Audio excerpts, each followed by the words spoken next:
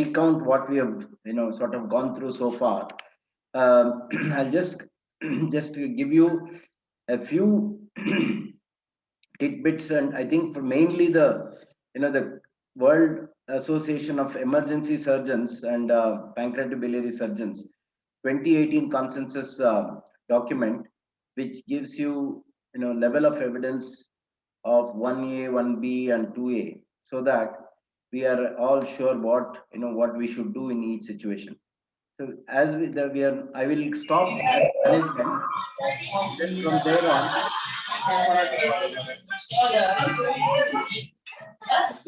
please mute everybody.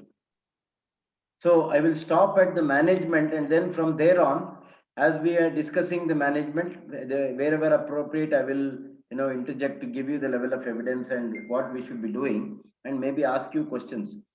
In terms of the diagnosis, coming to the obviously the two most common ones are gallstone pancreatitis and alcoholic pancreatitis. Gallstone pancreatitis is more common in the more developed countries, and also among the cities, and where we cater to middle and upper middle class population. Gallstone pancreatitis scores over alcoholic. Wherever there are patients coming from the lower socioeconomic strata, alcoholic pancreatitis seems to be more common. And once you have ruled out the two main causes, which is gallstones and alcohol, at the end of 48 hours, if you are not sure, then I think you should apparently do serum calcium and serum triglycerides to rule out hypercalcemia and hyperlipoproteinemia as the cause for acute pancreatitis. And this is again level 2A evidence. So at admission, even now, levels of 3 times more than normal of amylase and lipase are still the best diagnostic enzymes that we test, and lipase is far better than amylase, coming reaching positive and negative predictive values of close to 85 to 90%. So lipase is more consistent, starts increasing at 8 hours, and then can be elevated up to 8 days. So which is why it gives you a long period in which you can make the diagnosis. There are trypsinogen, and a newer one called resistin is coming up, but not proven. Trypsinogen urinary and serum trypsinogen is not as sensitive as both amylase and lipase. Then, in terms of the prognostic indicators, the Ranson score, Glasgow score, and all these things are their Apache 2 scoring, but they are all time consuming at 48 hours. Now the current level 1A evidence suggests the BISAP scoring system is quick, is reliable, and is much better in terms of both sensitivity and specificity in making the diagnosis. Is better than Apache, because Apache 2 scoring system needs a lot of investigation. BISAP scoring doesn't, and it is bedside investigation. So currently it is considered to be the best predictive indicator. In terms of the white cell count and age above 60, all these things indicate bad prognosis, obviously. And investigations, ultrasound scan to be done on admission to look at pancreatic edema, pancreatic inflammation, peripancreatic fluid, and gallstones, presence of gallstones, which is singularly the most important investigation on admission. And if there is doubt of diagnosis, if there are other acute abdominal conditions, only then you should consider doing CT. So CT is to be reserved beyond 72 hours, 96 hours to 5 days is preferable, because pancreatic necrosis is better appreciated at that time. So you will misdiagnose a lot of cases if you do CT early. As I said, only indication to do CT early would be if there is any dilemmas in diagnosis. And CT score of 3, Balthazar score of 3 plus indicates a bad prognosis. So that is another addition to the your assessment of the patient. And serum blood urea nitrogen above 20 indicates a bad prognosis. Serum, this one, serum, what is that now? I forgot that suddenly it's just suddenly stopped. Acute phase reactants CRP above 150 again indicates bad prognosis. So that is one thing we should do. Say hematocrit above 44 again indicates bad prognosis. So these are things which you do, which will help you to stratify the patient in terms of whether the about 80% of pancreatitis is mild, only 20% will be moderate and severe according to the latest Atlanta classification, which previously used to only be acute severe pancreatitis and acute mild pancreatitis. Now they have added a moderate one also, and moderate is organ dysfunction which does not last beyond 48 hours. So if the organ dysfunction lasts beyond 48 hours, then it becomes severe. So that is the latest Atlanta classification. So one Atlanta classification helps you again. BISAP grading will help you to nurse the patients either in the ward or in the intensive care unit. So that is another thing. Serum procalcitonin. So if again, for the first thing to do would be, and when we come to management, I'll talk about it. Serum procalcitonin is useful in identifying infected necrosis, in identifying sepsis with pancreatitis, and only such patients. Now there is level 1A evidence to say that you don't start routine antibiotics in any of these acute pancreatitis patients.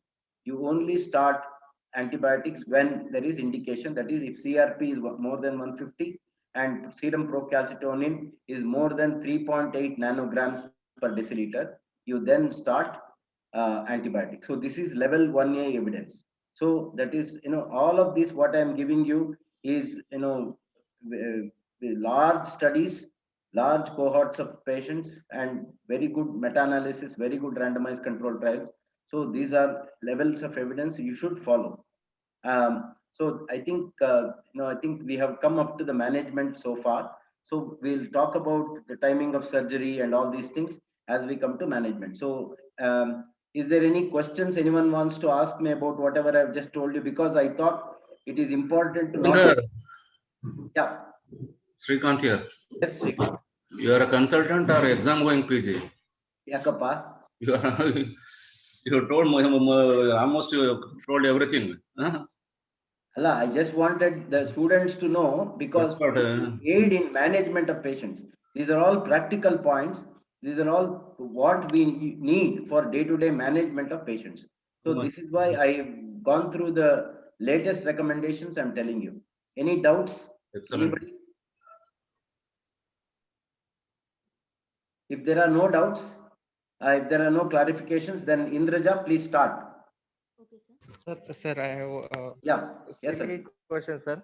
Actually, sir, if lipase we are relying on, then why we need to do amylase? It is. Yeah, that's a very. I don't think there is any situation where amylase is elevated and lipase is not. But I think if both of them are elevated, it makes your diagnosis much more stronger. And you have to remember that the values have to be at least 3 times the level of normal. And lipase, amongst all the enzymes that are available, is currently the best in terms of diagnosing acute pancreatitis.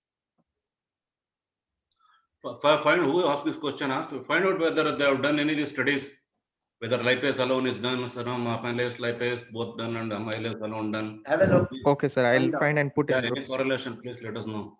Yes. Again, another point I want to tell you guys, there is no role for repeating amylase and lipase anytime to see whether the patient is getting better. You will have so many other indicators to know whether the patient is getting better or not. There is no point repeating it. As I told you, the cardiac enzymes, they are diagnostic at a point.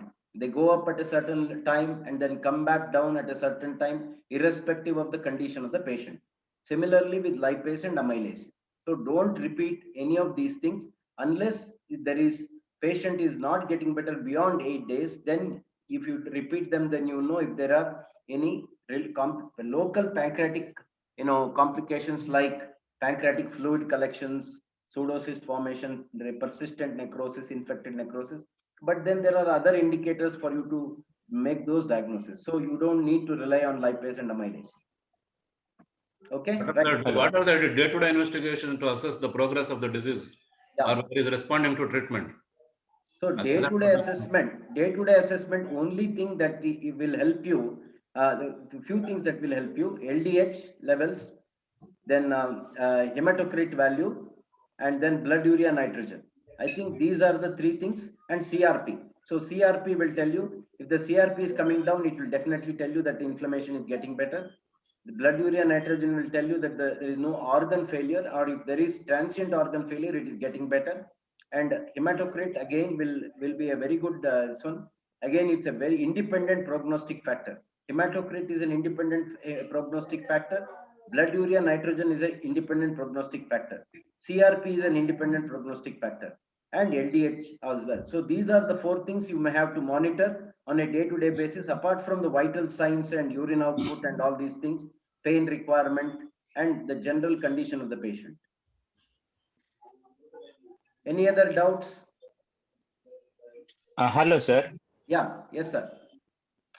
Sir, lipase is more sensitive than amylase, especially in alcoholic-induced pancreatitis. Absolutely, sir. No, So, it is across the board. Across the board, lipase is much better than amylase, no doubt about it. Yeah. Okay, right. Indraja, start. Sorry for having interrupted you. So you can start now. Okay, sir. Good evening to everyone. Today I am going to discuss about management. You have to tone up your volume, ma. Your volume is low. Okay, sir. 1 minute.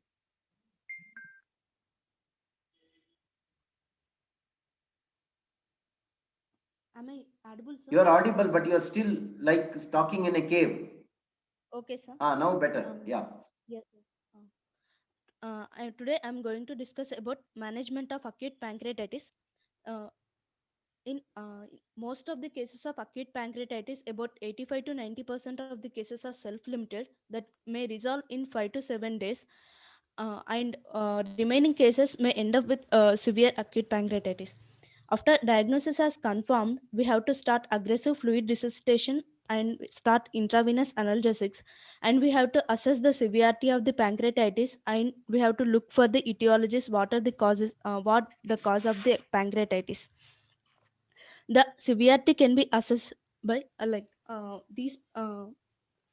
the severity of the pancreatitis more in these individuals with patients with age more than 60 years and obese individuals with BMI more than 30 and patients with comorbid conditions like hypertension, diabetes or thyroid or any other heart issues. And these are the different markers for the assessment of severity at the at day of admission. These includes Apache 2 score and BISAP score and SILS, as we discussed in the previous class. Now, Ajit. Yes, sir. Can you tell me if the patient is above 60 years of age, has comorbidity, and has the features suggestive of SIRS, and the BMI is above 30, as compared to that person, a person who does not have any of this, do you know the mortality difference in mortality? Sir, mortality will, sir, I'm not sure about the exact number, but it will definitely be high in of course, that is patients stating with the obvious. comorbidities and mortality. Saurabh? Yes, sir. Sir, in the previous case, it can approach up to 50%, sir.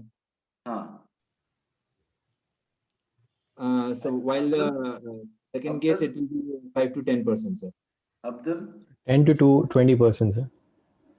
In the first Anybody case. else? Hari? Sir, 10 to 20% sensitivity. No, I think Saurav was more closer. If the patient has all the above factors that I told you, SIRS being present, morbid obesity, age above 60 years, and comorbidities, the mortality can be anywhere up to 60% and sometimes even 80% if, for example, there is CT evidence of pancreatic necrosis. On the other hand, if the patient does not have any of these risk factors, the mortality will be in the range of 3 to 8%. So there is a huge difference. So these are very important factors that you need to know. Okay, right, Indraja, continue. Okay, okay, sir. And markers of severity during hospitalization includes persistent organ failure and pancreatic necrosis. Based on these assessment, patients are categorized into mild, moderate, and severe acute pancreatitis. The mild acute pancreatitis it is defined as without local complications or organ failure. These patients mostly resolve within 3 to 7 days after treatment started, and the oral intake we can resume if patient is not having any nausea or vomiting. And this is the contrast enhanced CT of the abdomen showing the parenchymal changes within the pancreas, suggesting of the mild acute pancreatitis. And moderate acute pancreatitis, it is defined as transient organ failure that resolves within 48 hours or local or systemic complications in the absence of persistent organ failure. These patients may or may not have necrosis, and these patients may require prolonged hospitalization more than 1 week. And this is the image showing the significant areas of the non-enhancement lesions within the pancreas and the development of the necrosis within the pancreas. And the severe acute pancreatitis, it is characterized by the persistent organ failure more than 48 hours, and it can be single or multiple organ failure. And in these cases, we have to do CT or MRI to assess the necrosis and the complications. And this is the image showing the non-enhancing lesions within the pancreas with fluid collection and and wall of necrosis. Yeah. Okay. And in case of the mild and moderate cases, con- yes, sir. Yeah. Continue. Can I continue? Yeah. Okay, sir. Please continue. And in my okay, sir. Mild and moderate cases, conservative approach is indicated that we have to start with intravenous fluid administration and frequent non-invasive monitoring. And there is a fasting, brief period of fasting may be sensible in patient with nauseated and in patients with pain. Routinely, antibiotics are not indicated in mild and moderate cases. The main symptom in the pancreatitis is pain. The pain can be relieved, mild pain can be relieved by non-steroidal anti-inflammatory drugs. In severe pain, it is managed with opioid analgesia and morphine to be avoided these patients because it causes sphincter of Otis spasm. And fluid resuscitation. In pancreatitis, it is most important. Fluid therapy is most important because to maintain the circulatory blood volume. In pancreatitis, there is a third space fluid loss will be there. It causes hypovolemia. So the because of that, this is most important in cases of acute pancreatitis. Uh, the crystalloid solutions are better uh, to restore the normal blood volume, blood pressure, and urine output. And the fluid of choice is ringer lactate solution because it reduces the systemic inflammatory response. And we have to be careful in patients with cardiac and renal disease and in elderly patients to prevent the overload of the fluids.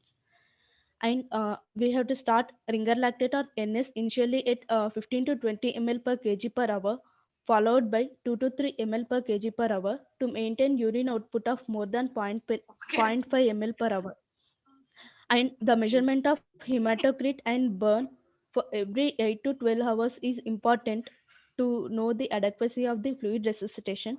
If there is falling hematocrit and burn in first 12 to 40 hour, 12 to 24 hours, it indicates there is adequate fluid resuscitation in these patients. Okay.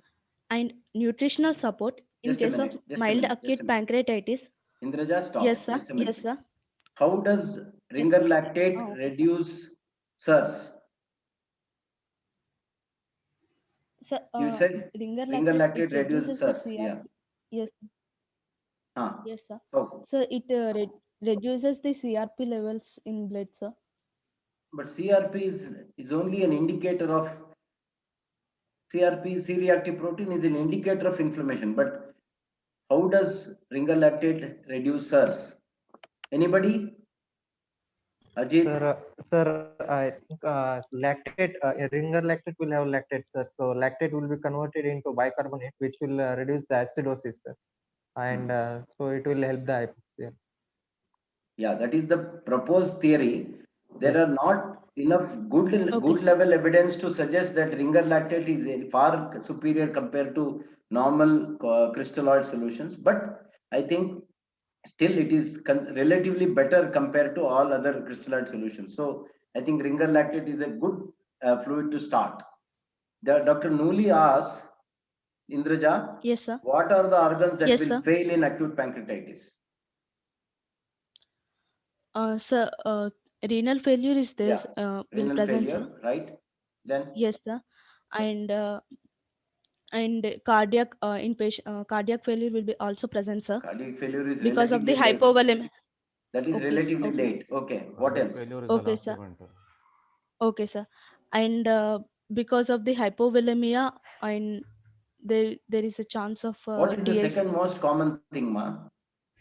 Sir, Respiratory failure. respiratory Yeah, failure, yeah. sir. Respiratory failure. Ajit, okay, talk about what respiratory failure will you have? Ajit? Sir, Yes, sir. No, As- Indraja, wait, Hello, wait. Now sir. Ajit yes, is sir. suddenly interjected you. So let us ask him. Okay, Sir, sir. there will be pleural effusion, sir. That pleural effusion Yes. will not And cause respiratory failure, man. pulmonary edema. Pulmonary edema will be there. Why pulmonary edema? So, Saurabh?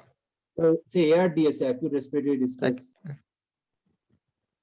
Saurabh? Say ARDS, sir. ARDS. Yes, Ajit, sir. pulmonary edema is if you cause massive fluid transfusion and you cause pulmonary edema, but yes, sir. patient will not have pulmonary edema as such. ARDS is the more likely phenomena which causes respiratory failure. What else, Indraja? What other organs will fail? Sir, in GIT there is a chance of ileus, sir. And Ileus, in yeah. and um, there is a chance of like DIC, sir, disseminated intravascular Correct. coagulation. Coagulopathy and DIC. DIC and Coagulopathy, yes, sir. coagulopathy. Yeah. Yes, Liver. What about liver? sir. Liver Liver, if obstructive. liver, if it is Obstructive. alcoholic patient, you may have simultaneous liver failure. If the patient has Yes, sir. gallstones with cholangitis, then you can have liver failure because of that. Yes, yes, sir. And also reduced perfusion to liver can also cause hepatocellular damage. Okay, sir. Okay. Right. Okay, sir. Continue with nutrition support. Okay, sir. And Dr. Nooli, sir, nutritional anything to support. add? Huh? Dr. Nooli, sir, anything to add about liver? He was telling me particularly about Sir, liver. Nooli, sir? Anything to add, sir? Nooli, sir? No, sir. I just wanted to ask what Yeah, are the main organs? Yeah. That's all. Okay. You told it, sir. Right. Continue. Okay, sir. Okay, sir. And in case of mild acute pancreatitis, if patient is not having any nausea or vomiting, we can prefer low-fat solid diet. And in Yeah. case of severe pancreatitis, enteral nutrition should be considered after 2 to 3 days after admission, instead of total parenteral nutrition. And the enteral nutrition is better compared to total parenteral nutrition because it is less expensive, and it limits bacterial translocation, and it maintains the gut barrier integrity, but it is not indicated in patients with ileus. And the choice of gastric and nasovaginal enteral feeding is currently under investigation. Okay, The Ajit, you want to say anything? antibiotics, Just a minute. Sir, there is, yes, Yeah, sir, just a minute.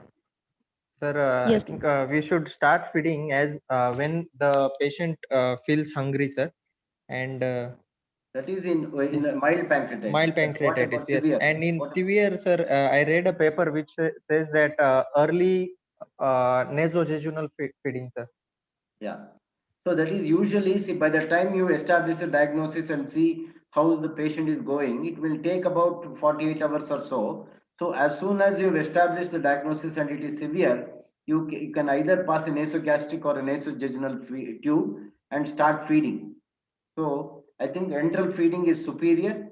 If you have to give TPN, you have to, add along with enteral feeding. Usually there is no role for pure TPN at all, because pure TPN again indicates that prognosis is poorer. So better not to use pure TPN. Always enteral feeding is superior. And if you feel that you are not achieving the nutritional levels that is required, then you can add TPN in addition. That's all. Any doubts? Okay, sir. Dr. Gurushantha Pass, what enteral feeding? Good evening, sir. Welcome. Yeah, good Welcome. evening. Good evening, Raj. Good evening, sir. Good evening. So nice, nice you could join. What enteral feeding, ma? Can anyone answer that question? I think it's probably Sir, not. Low fat and low protein, sir. No, why low protein? Sorry, low fat diet. Sir. Anybody? Abdul? Abdul, you are an expert. So nasogeminal feeding also. No, what enteral feeding? Low fat, sir. What are the contents of the feed? Contents. Low fat, sir. Why low fat? Because for ease of digestion, sir. Like Yeah. So that is not called low fat. See, basically, you have to understand that, see, your pancreatic enzymes are all going haywire and they are not there. So you have to use what is called as elemental or a semi-elemental diet. Simply, why I have taught you all these things? Why are you not answering these things? You have to either use a semi-elemental or elemental diet, because you have to have pre-digested food which the gut can absorb straight away without the aid of pancreatic enzymes. Understood, Okay, sir. everybody? Yes, sir. You don't want the pancreas to be active. So you want to rest the pancreas, and anyway, pancreatic enzymes are not being secreted and not getting into the system properly, because it is, wreaking havoc in the pancreas. So in that case, even if you give whatever you give, it will just come out as undigested. So you have to give either elemental or semi-elemental diet. As the patient recovers and gets better, you can modify it. Okay. Okay, sir. Okay, and you start what is called as trial feeds with plain sugar solution, 20 ml per hour, and then every 4 hours you aspirate and make sure there is no ileus, and then you increase, and within about 48 hours you can get up to speed of 100 ml per hour, and you give what is called as rest to the gut. So holiday, which is lasting between 6 to 8 hours. That is overnight, you don't have to feed the patient, and it is unphysiological. Again, restart the feeding in the morning. Okay. Okay, sir. Any doubts? Sir, Gurushantha sir, do you want to add anything, sir? Yeah, that's right. Along with the elemental, if they can add, if the patient is not diabetic, high carbohydrate, low fat, elemental, tube feeding. Yeah, correct. Okay, sir. And I had asked, like, what route? If you say enteral feeding, you need to mention route. What are the types of enteral feeding? Sir, you told me, told Indraja, tell him. Yes, sir. I think he probably was not. Yes, sir. Gastrovaginal or nasogastric and nasogastric. Yes, sir. Nasogastric or nasogastric or nasovaginal. Yes, sir. So which one is preferred in pancreatitis? Sir, nasogastric, sir. No, nasovaginal. Yeah, I expected. You want to bypass I expected. Okay, sir. If the types of enteral feeding is asked, your answer should be first is oral feeds and second is tube feeds. Okay, sir. Oral feeds if the patient can able to take and if there are no contraindications. Okay, sir. Tube feeds if the person is not able to, or for some reasons you don't want to advise oral feeds. Yes, sir. In tube feeds, transgastric, that is nasogastric or a jejunal. In case of pancreatitis, like Dr. Ravi Shankar mentioning, no? Yes, sir. To keep the pancreas at rest. Yes, this was the policy earlier. To keep they thought that probably if you cross the feed across the ampulla of Vater into the jejunum, that will not stimulate the pancreas because the food in the duodenum will release cholecystokinin. Yes, sir. And pancreozyme enzymes. Okay. So that they felt that if you cross that and then put the food into the jejunum, that they may not stimulate the pancreas. That was a hypothesis. Yes, sir. So keeping that in mind, people prefer to have the nasojejunal feeds in pancreatitis.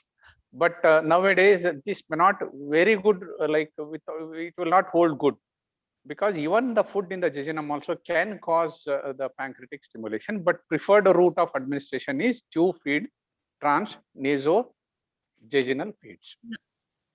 Vaginal feed. Okay, sir. Yeah, Sir, jejunal. Sir, Okay, before sir. you Into the came, she had jejunum. already told all these things, sir. So that is why probably you didn't know. Okay, fine. She- Sorry, Indraja? sorry. Sir, Sorry. Thank you. Yes, Indraja, yes, sir. sir. Yes, sir. there are SPEN and ISPEN guidelines also for severe acute pancreatitis for the nutrition purpose. You know that? No, sir. You better get it. Huh? I'll put Okay, it in sir. the this one, our group. Okay. Yes, sir. Okay, Yes, sir. Okay, sir. Okay. Okay. Continue, ma'am. Continue. So Okay, sir. nutrition forms an And extremely important part of the management of acute pancreatitis. That is the important yes, sir. message. And it should be Yes, sir. started Because as soon as possible. Yeah. in these guidelines, they tell exactly what should be the total protein, carbohydrates, according to the weight. Those are exact guidelines also are there, SPEN and ISPEN guidelines for severe acute pancreatitis. We'll put it in the group, okay? Yeah. Okay, sir. Okay. So just for information, if you are taking gram of nitrogen, 0.14 to 0.19 gram of nitrogen per kg per day is that will translate to 1 gram of protein per kg per day, which will be for a 70 kg person about 70 grams of protein, and calories 25 calories. Preferably, as we are now going for compulsive or obligatory underfeeding, if you 25 calories per kg per day will be more than sufficient. Out of this, carbohydrate component is about 50%, 50 to maximum 60%, because we are giving less lipid. Lipid is about 20%, protein is 30%. But protein calories is not considered as part of the calories, because you want the protein to help bodybuilding, because there is significant inflammation, so you need bodybuilding. So Yes. protein is not considered part of the calorie, but 25 kilocalories per kg, which will amount to about 1800 calories per day. So 70 grams of protein and 1800 calories per day, that is the SPEN and ASPEN guideline. So Okay, I think Dr. Nooli will put it up, but that is the guideline. Okay, sir. Anything to add, sir? Nooli, sir? No, Nooli, sir. sir? No, sir. We'll discuss on that because time will not permit. So Okay, we'll go ahead. Okay, continue, ma'am. Okay. Okay, sir. And antibiotics, there is there is no use of routine use of prophylactic antibiotics for all patients with acute pancreatitis. There are certain indications where we have to use antibiotics, like infective pancreatic necrosis and extra pancreatic infections, and acute pancreatitis with other bacterial infections like urinary tract infections or catheter induced infections. In those situations only we have to start antibiotics. The aim is to prevent the local and other septic complications. The most commonly used antibiotics in case of acute pancreatitis are broad spectrum antibiotics like meropenem, imipenem, and cefuroxime. The duration of antibiotic prophylaxis should not exceed more than 14 days. And in case of severe acute pancreatitis, the patient should be admitted in the intensive care, and we have to start adequate analgesia, and aggressive fluid resuscitation we have to maintain in these cases, and measurement of vital signs, urine output, and central venous pressure is important, and supplemental oxygen and serial arterial blood gas analysis to be performed, and regular monitoring of the hematocrit, clotting profile, and blood glucose and serum levels of calcium and magnesium is important in case of severe acute pancreatitis. And this is the image showing the management of the severe acute pancreatitis. In these cases we have to start antibiotics if we are suspecting any cholangitis, and if patient is still clinically deteriorating despite of the treatment, then we have to consider for the CT. And in case of gallstone pancreatitis, we have to do ERCP within 72 hours after the admission. For supportive therapy for organ failure, we have to give inotropes or ventilatory support, and nutritional support is important in these patients. And gallstone pancreatitis and management. When patients with evidence of ascending cholangitis with raised blood cell count and increased liver enzymes, that those patients should undergo ERCP within 24 to 48 hours of admission. And these patients are at increased risk of recurrence of the pancreatitis. And therapeutic ERCP. The indications of ERCP, it includes bile duct stones and the worsening of the symptoms of the acute pancreatitis and cholangitis. ERCP, it allows identification and it removes stones in the common bile duct in case of gallstone pancreatitis.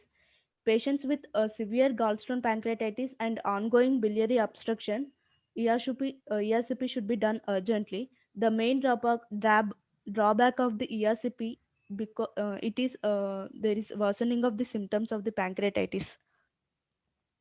And cholecystectomy, it is essential to prevent gallstone pancreatitis recurrence. And index cholecystectomy is done in the same admission and prior to the discharge is safe. It is not suitable for all patients. And so if surgery is required for the management of local complication, at the same time we can perform a cholecystectomy. Any questions, sir? Just a minute. Yes, sir. Sir Noli, sir. Srikanth. Sir. Yeah, what are your views about? You said cholecystectomy at the same time of admission. Yeah. Yeah, when is it indicated? How many days after onset of pancreatitis or? So if patients are having like recurrent pancreatitis attacks because of the gallstone No. pancreatitis. The patient is admitted with gallstone pancreatitis. Gallstone for the first time. pancreatitis. Yes, sir. Yeah. Yes, sir. When do you do cholecystectomy? When do you do ERCP? I think she is the first year. She may not know. Okay, Ajit, answer that question, man. The timing of cholecystectomy. As soon after the pancreatitis attack is settled, sir, and patient is tolerating orally, if we have to give feeding, patient is tolerating orally, then we have to plan. And if we have the LFT is raised, we have to do MRCP, and if required ERCP and stenting. And 1 day post stenting, we can do lap chole. Or sir, some studies they have mentioned that ERCP and lap chole in same settings. No. ERCP and lap chole, very difficult to do at the same setting. But I think I agree with the gist of what you said. Abdul, you want to add anything to that? Once the CBD is cleared of the stones by ERCP and stenting, we wait for 24 to 48 hours for the patient to settle down, and then we can go ahead and perform lap chole. Okay. Or you can wait for 6 weeks, or you can wait for 6 weeks and then do an elective lap chole. No, don't go there. Don't go there. Saurabh? Will you do cholecystectomy even if the lipase and amylase are very high? If the cause is gallstone pancreatitis. Yeah, gallstone pancreatitis we are discussing. Yes, now. then ERCP after stenting, we can go ahead after 48 hours. Even if the pancreatic enzymes are raised, can we go ahead and do? But if he is symptomatically better, sir, his vitals all are fine, you can go ahead, sir. No. What Srikanth is asking is very clear. See, patient, if the patient has a mild or moderate to severe acute pancreatitis, which is settling, then in the index admission, you should do a laparoscopic cholecystectomy, provided you have proven that the biliary tree is clear. So every patient of gallstone pancreatitis does not warrant ERCP.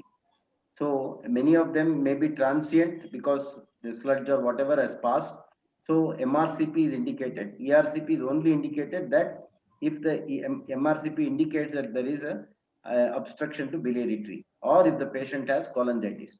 So if the patient has cholangitis, 24 hours to 48 hours after the onset, you should do an ERCP once the patient is stable and his coagulation is sorted out. And then if the patient is showing improvement in his symptomatology and organ failure has resolved, then you can do laparoscopic cholecystectomy in the index admission. The advantages of index admission laparoscopic cholecystectomy is prevention of further attacks of gallstone pancreatitis and also prevention of further local complications relating to gallstones. Which is why your statement, Abdul, that you can wait for 6 weeks is not valid. You have to do laparoscopic cholecystectomy in the index admission, provided it is safe. The only time to postpone the surgery is if the patient continues to suffer with acute pancreatitis and its related complications like ARDS, renal failure, or infected pancreatic necrosis, infected pancreatic fluid collections, local and systemic complications, and patient is in the intensive care, then you have to defer the surgery till the patient is become stable. In that time, you can do an ERCP and clear the biliary tree. So that is the gist of management of gallbladder stones with acute pancreatitis. Sir, Noli sir, you want to add anything, sir? No, sir. You have almost covered, sir, everything. Sir, Dr. Gurushantapa sir, Professor Gurushantapa sir. No, Ravi Shankar, I think you have made it very crystal clear for the students. What is like how role for cholecystectomy in biliary pancreatitis? Shrikant? Yeah, that's all. Patient stable, go ahead and do. If the Yeah. condition is worsening, withhold. Correct. Okay, sir. See, this is what he was trying to tell you, and none of you picked up on that. Okay, continue, Mahendraja. Okay, sir. And the local complications of acute pancreatitis includes pancreatic necrosis, abscess, pseudocyst, and pancreatic ascites, and involvement of adjacent organs with hemorrhage and thrombosis. And acute peripancreatic fluid collection. It is seen in most of the patients with mild acute pancreatitis without necrosis. It is located adjacent to the pancreas. It has no encapsulating wall and it is confined normal facial planes. The fluid of this acute peripancreatic fluid, it is sterile and is mostly it resolves on its own. No intervention is needed for this one. And if patient is having symptoms or pressure effects, then we can go for CT or ultrasound guided aspiration. And sterile and infected pancreatic necrosis. Pancreatic necrosis, it refers to a diffuse or focal area of non-viable parenchyma. It is associated with lysis of peripancreatic fat that leads to the acute necrotic collection. This is mostly intra or extra pancreatic collection containing fluid and necrotic material. After 4 weeks, this may develop a well-defined inflammatory capsule and it is evolved into walled off necrosis. And this is the image. Showing the reduced enhancement within the pancreas, which is showing the pocket of gas. And in case of sterile necrosis, we can manage No, the patient. what does this gas indicate? Sir,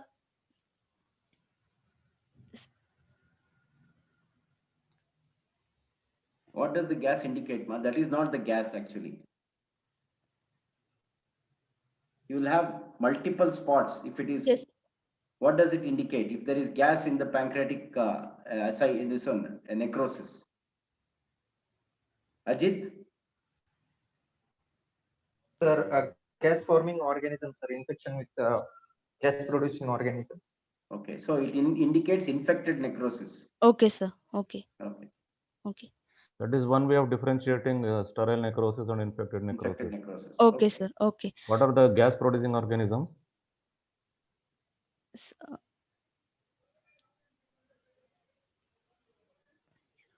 So, Saurav?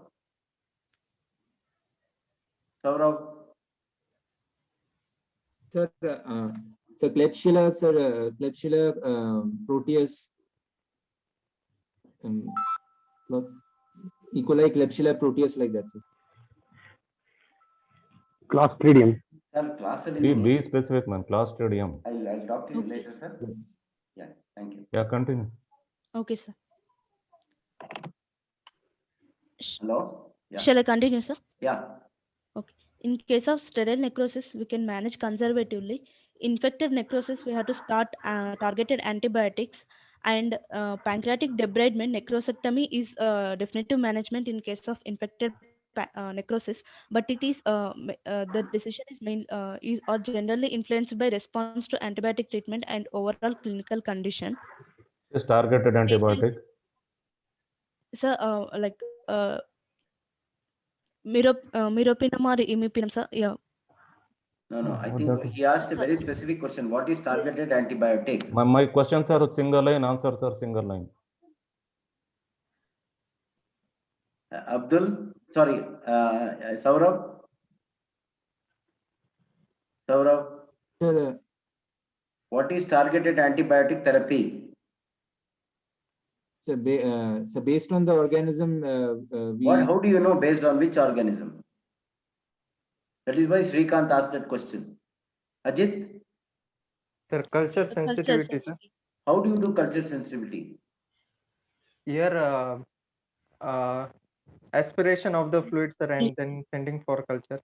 CT or ultrasound guided aspiration of the necrotic fluid, and according to the culture, you start antibiotic. So that is the exact answer you should give. Okay, sir. Before that, before you get the results, it will take 48 hours. To get the result, it will take 48 hours, no? Yes, sir. Which antibiotic you will give that during that period? You told ma. For that, you should know the common organisms infecting the pancreatitis. Yes, sir. Yeah, then the antibiotic covering those organisms you should give. Okay, sir. For that, you should know which are the organisms commonly affect pancreatitis. Sir, commonly E. coli, Klebsiella, sir. E. coli, Klebsiella. And Proteus mirabilis. Yeah. Yes. Okay. Okay. So ideally, you should Blood culture should also be given. You should start on carbapenems because that is currently the best known antibiotic for imipenem or meropenem. You can always downscale it if you have the culture report which indicates more common, less expensive antibiotic or less, for example, cefuroxime or something like that. You can switch, downscale to it, but start with carbapenems. That is the current recommendation. Again, level 1 recommendation for that. Okay, continue, ma. Okay, sir. Okay, sir. And recently, a step-up approach. This is a percutaneous or endoscopic transgastric drainage of the necrosis. Patients are successfully treated with this approach, and this decreases the major abdominal surgery. And Don't go to the previous slide. Yes, sir. Read third line and fourth line. You didn't tell anything. So, pancreatic debridement, it is the definitive management of infected necrosis, that is necrosectomy. Are you going to describe in detail later about this? Yes, sir. Okay. Most of the patients are successfully treated with this step-up approach that decreases the major abdominal surgery. The conservative therapy, it implemented for 4 to 6 weeks, followed by surgical or endoscopic intervention, is safer and better tolerated by the patient. Patient with recurrent sepsis and repeated insertion of drains and fail to thrive, we can go for necrosectomy. But with this surgery, there is chance of high morbidity and mortality is there with necrosectomy. So, can I continue, sir? Yeah. And pancreatic abscess, it is a circumscribed intra-abdominal collection of the pus. Usually, it is present in proximity to the pancreas. It can be acute necrotic collection or walled-off necrosis, and it can be treated by percutaneous drainage under imaging guidance and antibiotics and supportive care. Repeated scans may be required depending on the progress of the patient. Pancreatic ascites and effusion. Pancreatic ascites, it is chronic and generalized peritoneal enzyme-rich effusion. This will reveal turbid fluid with high amylase level, and it can be treated by adequate drainage under imaging guidance. Pancreatic effusion, there is encapsulated collection of fluid in the pleural cavity. And why should you treat pancreatic ascites?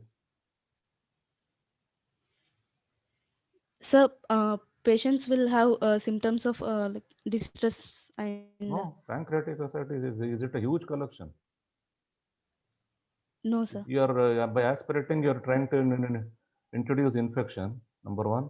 And you're draining away a protein-rich fluid and then affecting the nutrition of the patient also, no? You have Okay, seen so many cases of pancreatitis. Have they done any No, paracentesis sir. or then? No, sir.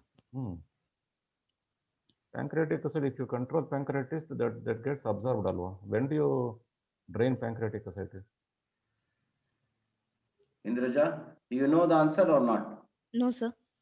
Okay, Ajit, when do you have to drain pancreatic ascites, man?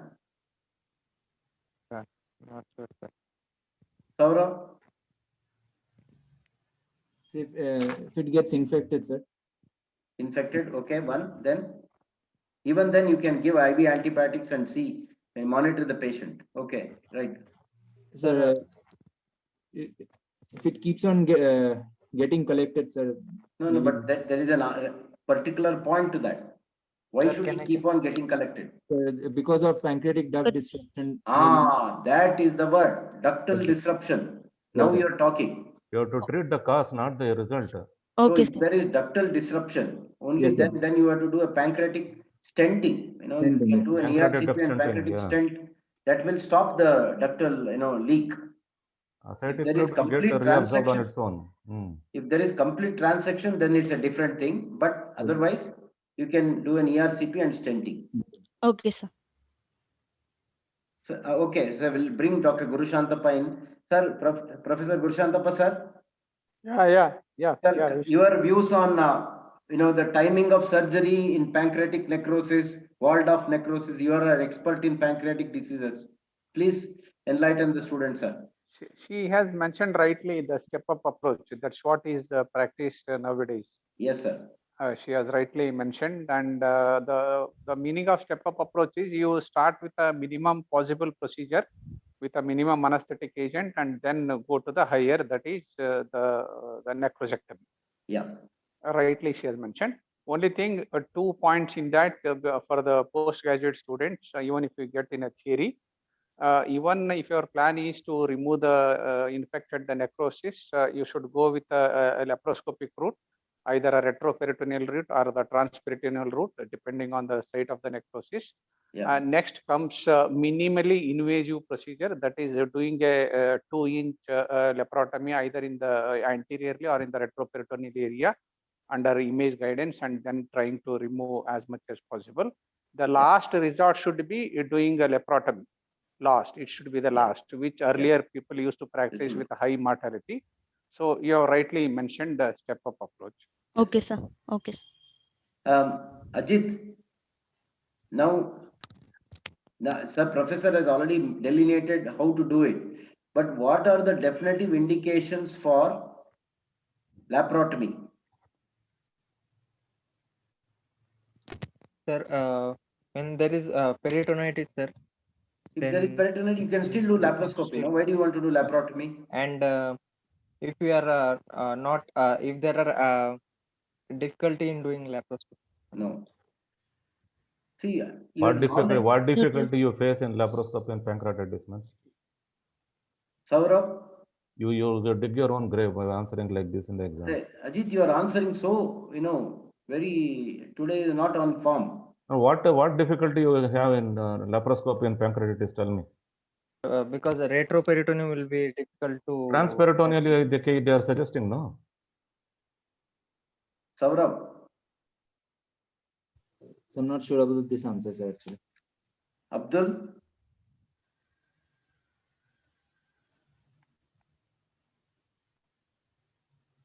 Hello, sir. What are the definitive indications for laparotomy? In pancreatic necrosis, sir. Necrosectomy. No, but you can do it, sir. Professor Guru Shantappa just now said you have to always do it laparoscopically or minimally invasive.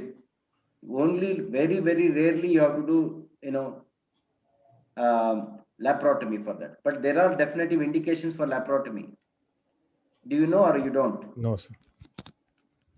Anybody else? Hari, Janani, all of you are silent. No.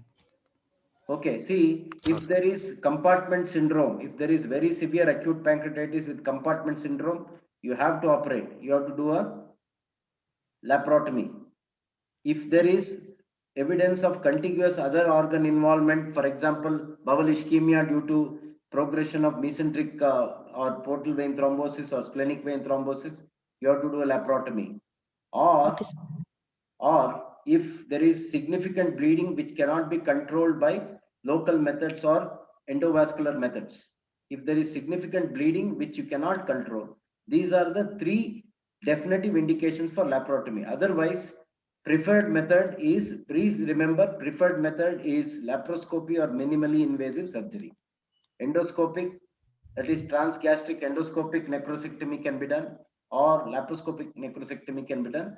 See, the proviso for these things is you may have to do them repeatedly because you may not be able to get out all the necrosis at one go, but it is still better than doing a laparotomy. Okay, Srikanth, you want to add anything? No, that's correct. That I was about to ask endoscopic necrosectomy, advantages and disadvantages. Yeah. Sir, Gurushantappa sir, any to add to this, in the step-up approach, placement of multiple pigtail catheters. Okay, sir. Yeah, that is also accepted procedure under image guidance. Yeah. Okay, sir. When all this fails, then you should go for laparoscopy or laparotomy. Yeah. Okay, sir. So why you have written a encapsulated collection of fluid? Why there is encapsulation? It is an acute pancreatitis. Why does it get encapsulated in the pleural cavity? All this happens in the chronic cases. Okay, sir. Encapsulation takes 6 weeks or 8 weeks. Yeah.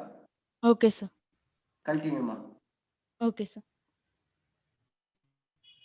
And pseudocyst, it is a collection of amylase-rich fluid enclosed in a well-defined wall of fibrous or granulation tissue. It typically arises following an attack of mild acute pancreatitis, and the formation it takes around 4 weeks or more than from the onset of acute pancreatitis. 3 possible approaches for the draining of the pseudocyst are percutaneous and endoscopic drainage and surgical. The percutaneous transgastric cystogastrostomy can be done. It can be done under image guidance, and double pigtail drain placed with one end in the cystic cavity and the other end in the gastric lumen. The surgical drainage involves internally draining the cyst into the gastric or jejunal lumen. Laparoscopic cystogastrostomy also can be done. And systemic complications, these includes cardiovascular, pulmonary, and renal and hematological and metabolic complications. The systemic complications management, it is a multidisciplinary team that includes intensive care specialist. If there is organ failure and appropriate supportive therapy, it includes inotropic support for hemodynamic stability and hemofiltration in the event of renal failure, and ventilatory support and correction of the coagulopathies. The early identification of the organ dysfunction is and failure is most important, and it facilitates the transfer of the patient to the intensive care unit, and we have to provide organ support. And these are all supportive treatment. You should have described more about pseudocyst. Yeah. Because you will get a clinical case as well as main case. Okay, sir. Ajit, okay, you have asked. So what is the appropriate time to operate on pseudocyst, man? Sir, when the cyst is more than 6 centimeters, sir, then it is persisting for more than 6 weeks. If it is less than 6 centimeter, we can follow up it yearly. If there is no increase in size, that's correct. You should tell acute pseudocyst, chronic pseudocyst, all those things. Yes. Yeah. Then infected pseudocyst, sir, and multiple cysts. Yeah. See, the thing is, you have to talk about symptomatic pseudocyst, presence of gastric outlet obstruction, presence of duodenal obstruction, biliary obstruction, and infected pseudocyst. Indicate, as we said, if the cysts, we serially follow them. If they are asymptomatic, they will most of the time resolve on their own. If they persist, and if the wall thickness is beyond 3 millimeters, then is the appropriate time to do a pseudocyst drainage, which can be done endoscopically, laparoscopically. Okay, sir. Most of the time. Okay, sir. Sir, Nuli, sir, do you want to add anything? No, sir. Pseudopancreatic cyst will take a separate this one, sir, once. Yeah, that's a clinical case as well as the main question for you. Yeah. Okay, we will discuss on that in a separate class, sir. Thank you. Okay. Okay, sir. Okay. So, Ajit, there is a glaring omission in Indraja's part in the management of acute pancreatitis. What will that be? A new drug that is there, which is now proving to be very promising. The Ajit? somatostatin analog, sir. No, not Ulinastatin, sir. Ulinastatin. Ulinastatin. Can you talk about it? What is ulinastatin? How much do you give? What is the role? Abdul? Sir, it is a How many slides are there? Over, sir. Over. Yes, sir. Sir, it is a glycoprotein. It is basically a protease inhibitor. It inactivates the serine protease, that is trypsin, chymotrypsin, elastase, and all that. Yeah. So thereby its activity is, but thereby it reduces the function, sir. That's all. No. By inactivating these enzymes. It is a serine protease inhibitor. It is it is manufactured by urine, from the urine. It is secreted in the urine, and it is got multiple functions. One is, as you said, serine protease inhibition.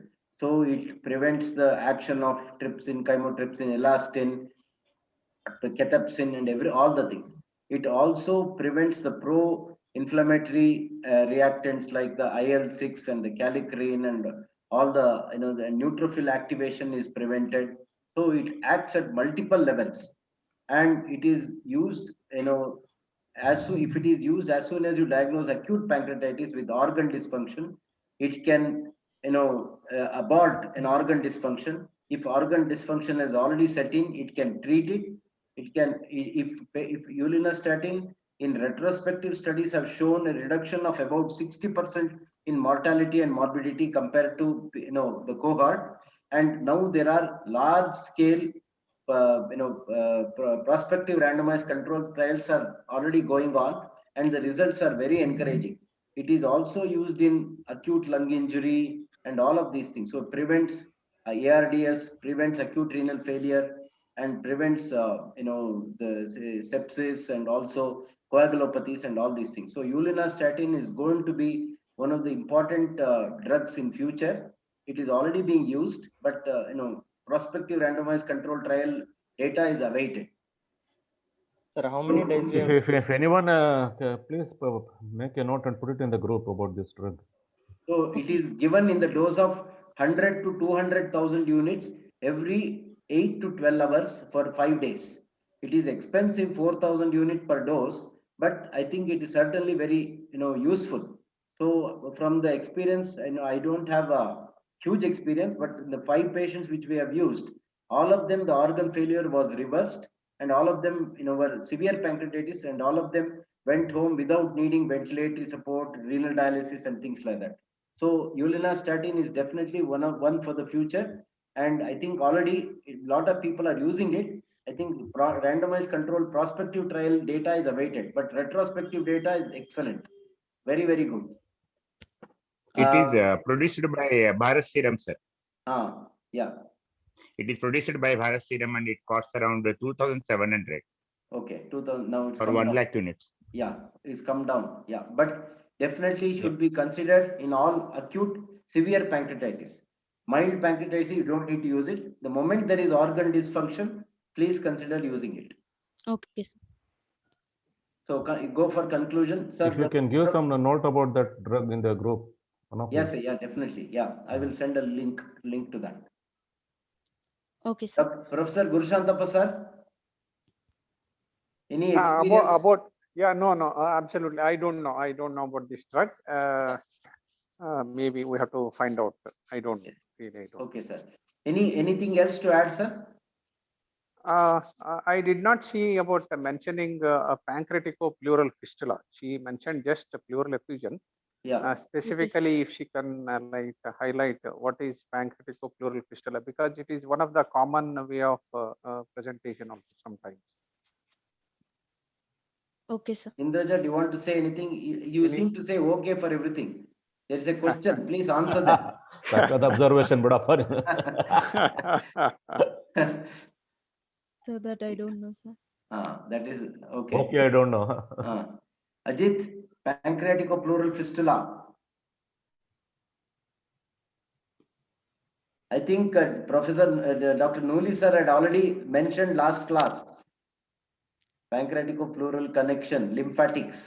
It will cause pleural effusion. So what is the what are the reasons why pancreatitis person develops pleural effusion? What are the ways? Blockage of the lymphatics across. Why block? If there is lymphatic blockage, why fluid should go to the pleural space? Duct disruption, sir. Huh? Pancreatic duct disruption, massive. And sir, Okay. I think reduce surfactant activity, sir, because of lecithinase. No. This will not act on a surfactant.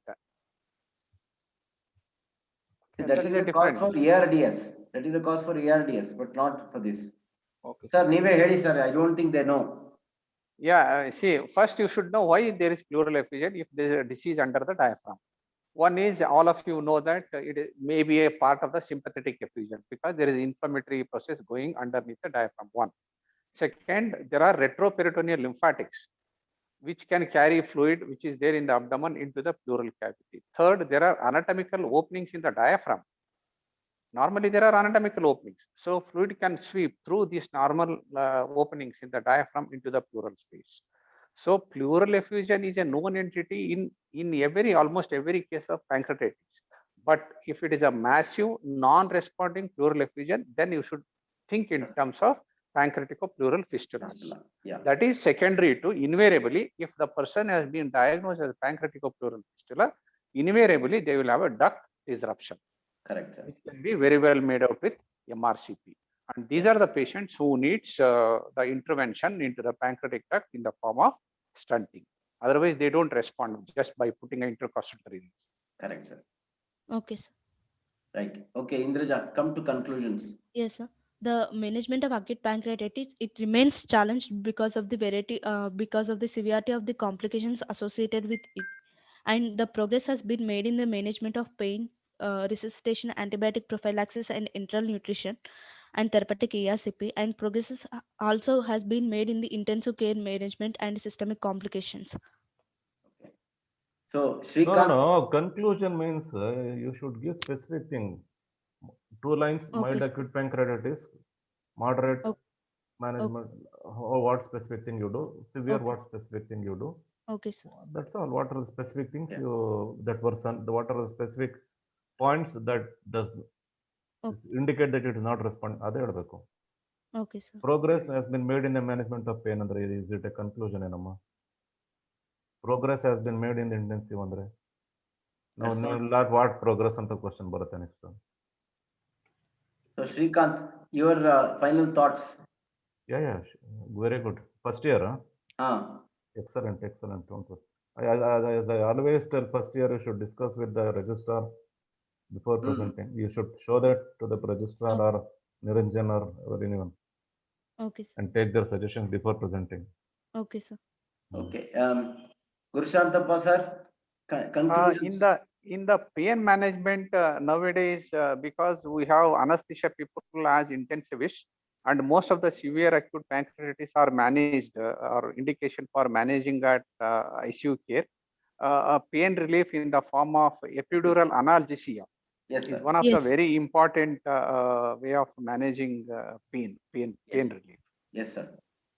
Yeah, pain is the most important management. Worst thing. Okay, sir. Nooli sir, anything to add? Final comments?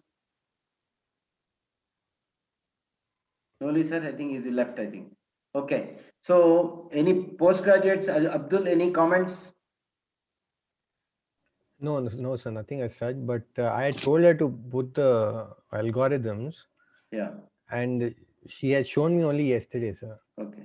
So algorithms are missing. Yes. So majority of acute. Yes, sir. No, sir. This topic itself is quite vast. Okay. Yeah, So anyway, she has covered it. It's Yes. good, sir. Good presentation. Okay, thank you, sir. So mild acute pancreatitis is about 80% of patients. Majority of them settle on their own. You don't need CT scan in them. You don't need to do anything. Majority of them settle on their own. You start orally as and when the nausea and vomiting stops and patient starts feeling hungry, and they all get discharged between 3 and 4 days after admission. The moderate and severe pancreatitis is where your energies have to be concentrated. I have outlined most of the guidelines in the beginning itself. In terms of the management, as we said, enteral nutrition, aggressive fluid resuscitation, ulinastatin in patients with organ dysfunction and organ failure, and antibiotics only when there is evidence that there is infected or a pancreatic necrosis, as evidenced by the procalcitonin levels beyond 3.8 nanograms per deciliter, and CRP levels more than 150 units. So infected necrosis is diagnosed by CT guided aspiration, CT scan to be done 96 hours or beyond after admission of the patient, because it will exactly quantify the extent of necrosis. Necrosectomy is only done beyond 4 weeks for good results, unless the patient is very ill and there is indication of hemorrhage. Otherwise, there is good evidence, level 1A evidence to suggest that necrosectomies have to be avoided for about 4 weeks for good results. Because if you do necrosectomy before, morbidity and mortality is higher. And pseudocyst indications for surgery, again, it's a big topic. Indications for surgery: large pseudocyst causing complication, infected pseudocyst causing bowel obstruction, gastric outlet or by biliary obstruction, and cyst wall beyond 3 millimeters. And it can be either done laparoscopically or endoscopically. So this is about acute pancreatitis. I think she has done a good job because she's a first year, so she wouldn't have seen much of it anyway. So congratulations and good night, everybody, for your. Thank you, sir. Whatever you have presented, try to follow. Keep this thing. Okay, sir. Scores, APAT score, BICEP score, all those things in your pocket. Okay. Whenever pancreatitis patient comes, recorded in the case. When I was there, I used to tell no one did it. Okay, sir. Yes, sir. On admission, that score, and then for 48 hours APAT score. So if you do that, it will become practice. Okay, sir. Thank you, sir. Thank you, everybody. Very good presentation. Good night, Thank sir. you, Good Ravi night. Shankar. Thank you, sir. Thank you, sir.